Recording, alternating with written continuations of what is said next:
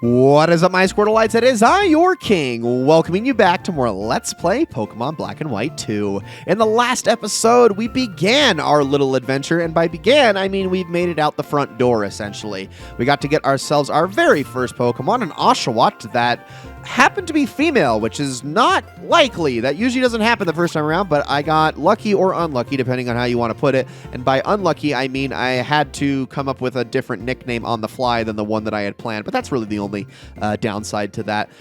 Now, she has a bold nature, which is really interesting because bold nature raises defense but lowers attack. Now, Oshawott's entire thing, its entire line's thing, is that it's very balanced from an offensive standpoint, but this is going to require that I lean much more into special attacks than physical attacks. Now, granted, its special attack stat is just a smidge higher than its physical attack stat, so it works out, but it did bolster its defenses a little bit, which I am okay with. So now it's going to be able to take a little bit of punishment. We just really can't worry about physical attacks too much, which does kind of suck given that its signature move is Razor Shell, but what are you going to do? I'm not going to soft reset over that. It's fine. We can work with it. We're supposed to meet Bianca out here because Bianca is going to show us how to catch Pokemon. I'm just going to talk over this because she's just going to give us the obligatory tutorial here about how you're supposed to actually go after one. Now, the last episode, I went over the Pokemon that can be found here on Route 19, which are Patrat and Purloin. Absolutely nothing new worth going over. We're not going to get any of that until we get to the next route, as a matter of fact. So for now, we can just kind of cruise on through here. If we ever go into areas where there is only Generation 5 Pokemon, it's going to be as simple as this. Now, that said, most places in this game have new additions, so don't get comfortable with that. Don't get used to it. It's going to be a little bit different. In fact, something I noticed with Pokemon Black and White 1 with the bios that I was creating is I was making less and less as the playthrough went on because, well, we were starting to see a lot of duplicates or evolved forms of Pokemon that were found in earlier parts of the game. This game is almost the exact opposite. It's going to kind of be slow going at first, but as the game progresses, there will be more and more to go over as more get unlocked. And honestly, half of all of the new Pokemon are still relegated to the post-game, so yeah, I got a lot to cover throughout this game, but it's going to be a little bit of a slow getting to that point because this game has a very different pacing or style of pacing from the first game. Anyway, Bianca, I like how she just kind of does it and then forgets to actually explain anything. Right, I'll go over the important stuff. First, go find a healthy Pokemon to catch. You need to remember this next bit. It's best to lower the Pokemon's HP before you try to catch it. Use your Pokemon's moves to lower the HP of the Pokemon you want to catch. Making it fall asleep or paralyzing it will make it even easier to catch. You're going to deliver the town map to your friend, right? Continue straight this way to get to Floxessie Town, and I believe that's how you pronounce it. Again, some people say Flocessie. I think it's Floxessie with the two C's. A lot of the pronunciations in some of these new areas, I've never really gotten down pat, so I will be doing my best. But I think it's Floxessie, so especially based on its inspiration as a name. Okay, you know what? I'm searching for Pokemon in the tall grass. That's right. If you don't want to meet Pokemon, avoid the tall grass. I actually do kind of want to run into a couple of things. Also, are you the obligatory ledge boy? Hey, you know about ledge jumping, right? Yes. Oh, guess you would know. Oh, no, I didn't want to ruin your day. Here, I don't know anything about ledge jumping. You show me. That's so. Well, then watch me carefully. From the top of the ledge. Boing. It's really cool to know how you can take these shortcuts by jumping off these, right?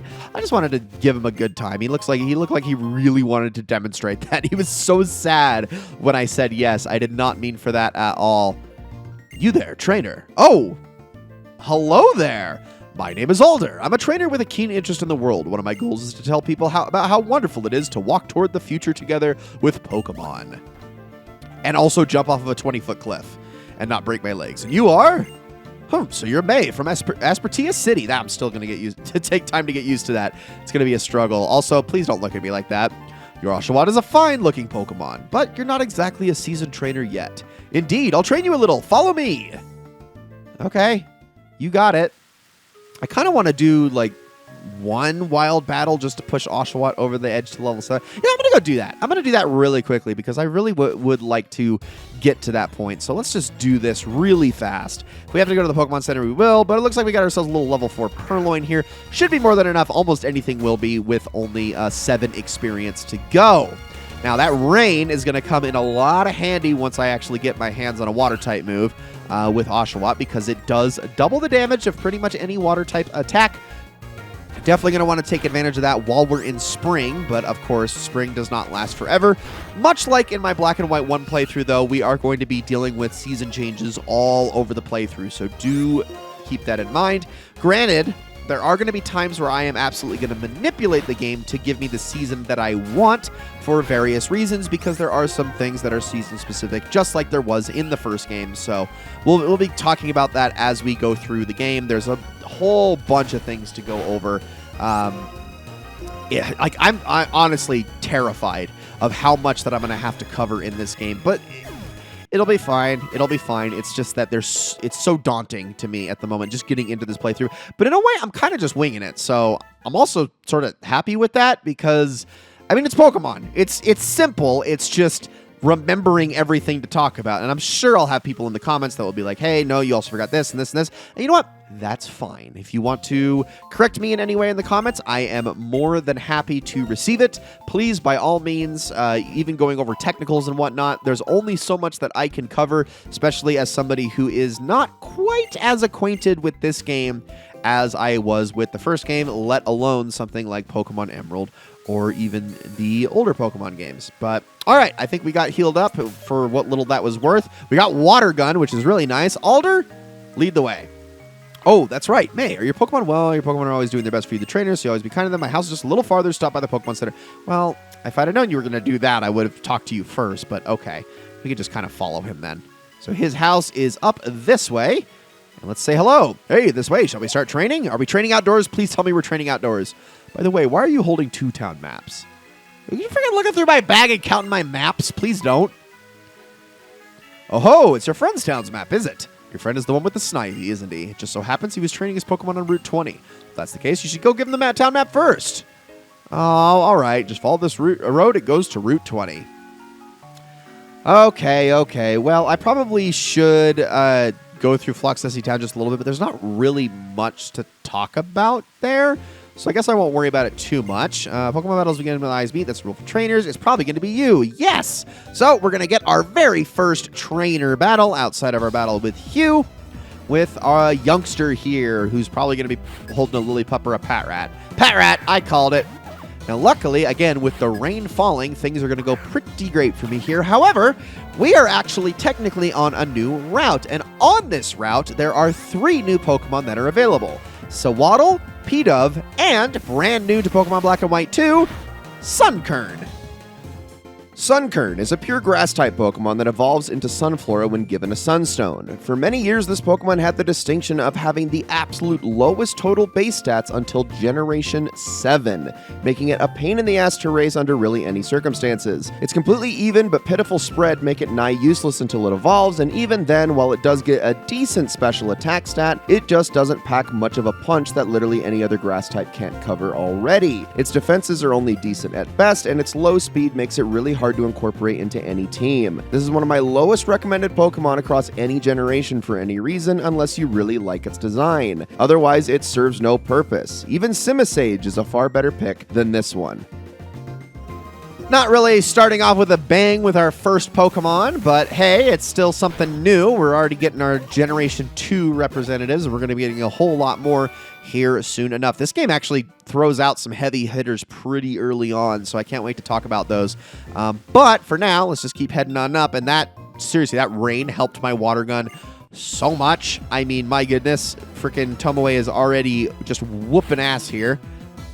As we go into last Isabelle with her Purloin, and we're going to take her down pretty swiftly, I am sure. I don't even need to rely on Tackle in the slightest when I've got this weather on my side, which, again, like I said, happily going to take advantage of it as often as I possibly can. Look at this. Oh my gosh, nearly one shot. In fact, I think if Tomoe was level 8, that definitely would have happened. In fact, actually, that I probably should be using Tackle then so I don't waste my Water Guns. I don't want to overuse them. Of course, there is going to be a little bit of a problem with Water Gun being this powerful. That might crop up just a little bit later, but we will certainly see. All right, let's head up here, grab ourselves, or we could get in a battle.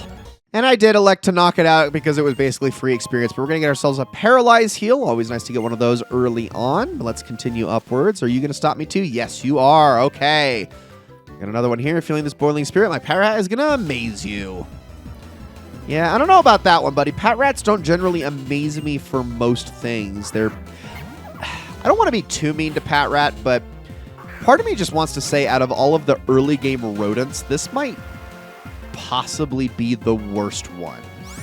Yeah, I know, but Watchog I think is actually worse than Raticate in like every single way. And I'm thinking about all the others, and at least they have an element of versatility to them. So I don't know. I think about maybe Furret, but I don't know. Furret's got some interesting moves that it can learn as well, even if Fury Swipes is kind of its signature move. Hello there, sir. Can I talk to you? Come on, a kid without a single gym badge continuing on past here. Battle with the trainers and Pokemon in this area, then battle some more. Okay, well, I guess I can't go that way. But what I can do is I can go up here and grab myself a hidden Pokeball that is up here. No way you could have known that that was there without a dowsing machine, but I just happened to do a little bit of research beforehand. Now, you might notice that there is an item down here that we cannot get to. That is going to be something that we're going to have to grab much later on. It is there just to taunt us. Instead, we're going to head into Floxessie Ranch. And as we head on inside, I've got a number of new Pokemon to go over. In this area, we can find Lillipup, Psyduck, Azurill, Mareep, and Riolu, 4 of which I have to go over. So this is going to be an extensive session. Just hang tight. Psyduck is a pure water-type Pokemon that evolves into Golduck at level 33. This is a very average Pokemon across the board that I would really only recommend if you're desperate for an early water starter and you didn't pick Oshawott. Nothing about it is bad, but nothing is particularly amazing. Its special attack and speed will likely elevate it above much of the competition once you evolve it, especially due to how late most Unovan Pokemon do fully evolve, but by the time you hit the end of the game, it will lag behind by a significant amount. It does learn a few interesting non-stab moves like Zen Headbutt and Signal Beam and Low Kick to diversify its moveset a bit, but overall it's nothing plenty of other water types can't replace and do much better than. This is also the moment where I want to clarify that I am being much pickier in this game than I was in Black and White 1, since that game had a much lower bar for entry and fewer options. But with the several additions beyond just the Unovan Dex here in the sequel, a Pokemon has to be much stronger to even be worth considering in my opinion, hence my tone here.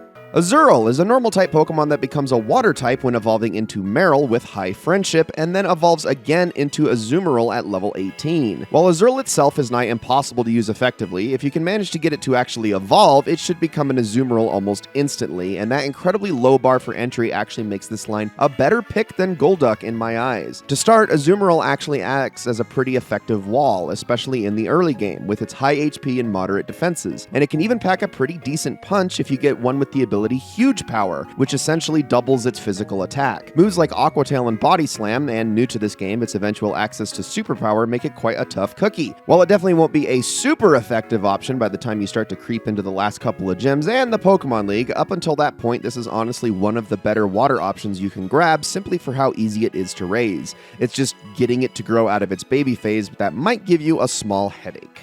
Mareep is a pure electric type that evolves into Flaffy at level 15 and again into Ampharos at level 30. This Pokemon has the unfortunate distinction of being the earliest example of an electric type that isn't all that fast, with its 55 speed stat being the lowest one it has. It makes up for this, however, with some really solid special stats and decent defenses all around, making it one of the tankier electric options out there that can still pack a good punch. What's more, it also has a much more diverse learn set than a typical electric type does, with moves like Cotton Guard, Confuse Ray, Power Gem, and even Fire Punch, making it a very interesting Pokemon to use. I often criticize electric types for being very one-note, where outside of their ability to use electric moves really well, they just tend to be glass cannons and often don't do much else. Ampharos breaks away from that mold almost entirely, with plenty of type coverage against really anything that isn't a ground type. This is one of the better electric type options you can get in any game, so if you're hell-bent on having one on your team, you could certainly do a lot worse.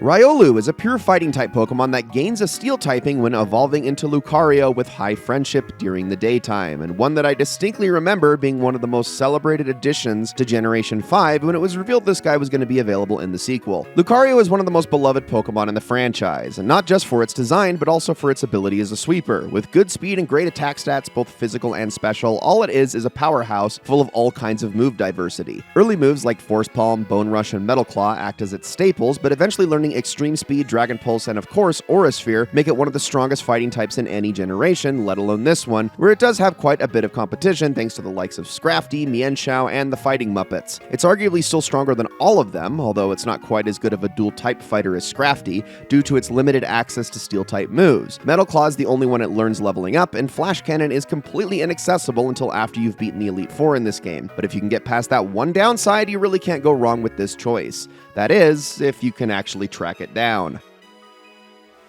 And out of all of those, a couple of them actually interest me, but there's one in particular that I would actually very much like to go and see if I can track down. And I would very much like to do that before I call this an episode. So if you guys can all just give me a minute, here's what I'm going to do. I am going to probably actually battle some Pokemon as I go, mainly like the level 4s, just because they're a little bit closer and actually worth the experience. But I'm going to battle a few Pokemon as I go. If I get Tomoe to level 10, I will stop. But what I want to do is I specifically want to track down a single Pokemon before this episode is done, catch it, and then I think we can call this an episode with our team of 2 in tow. So give me however long it takes. There you are. That's what I was looking for. My boy Riolu. That's right. We're going to start out with something strong here. And by that, I mean I am going to be getting one of the best Pokemon in all of Pokemon Black and White 2 right off the bat. Hopefully this thing doesn't spam Endure too much because I don't want to knock it out, but at the same time, I don't want to get the perfect hit right when it's just about to... or miss on that Endure, excuse me. So now I'm going to start throwing Pokeballs, although the catch rate for this thing is pretty low when using regular Pokeballs, so I'll do my best here. It's going to try Counter there, which luckily can't really do anything. I think Counter and Endure are the only 2 moves that it's capable of learning at the moment. Now, I'm actually glad that this is a male so that I can actually try to catch this. Do I chance another tackle on an Endure here? I'm really afraid to, because this thing is not easy to actually run into. It's only got a 5% encounter rate out here, but catching it in the yellow is not ideal. I would much rather try to get it in the red, but I don't know if I'm going to be able to otherwise. I don't know. We will see. Maybe I'll get lucky here. Yeah, there we go. Okay, I didn't need to fret too much. I was already getting a little nervous when that was completely unnecessary. Riolu's data is added to the Pokedex, the Emanation Pokemon. It uses the shapes of auras, which change according to emotion to communicate with others. And we are going to give him a nickname. Now, I was going to go with something a little esoteric this time around, but you know what? I figured let's keep it simple this time. Instead, obviously, Riolu and Lucario are based off of the Anubis god, and the Anubis is meant to be the head of a jackal, which I figured, oh, well, there we go. Let's just shorten that to Jack. All right, so Jack is a good name, I think. We got ourselves our 2 main fixtures for right now. Now, like I said, Jack doesn't really have a ton at its disposal. It's also got a hardy nature. Interesting. Not a competitively viable nature by any means. You never really want that on any competitive team. But for this playthrough, gets the job done because, well, it has no positives. It also has no negatives. And actually, I was wrong, and thank goodness it does have access to quick attack. So I'm going to heal up both of my team members, and I'm going to let them get to work starting in the next episode. But that's going to be it for this one, guys. Thank you all so very much for watching. I hope you all enjoyed this episode of Let's Play Pokemon Black and White 2 very, very much. And I'll see you all in the next one.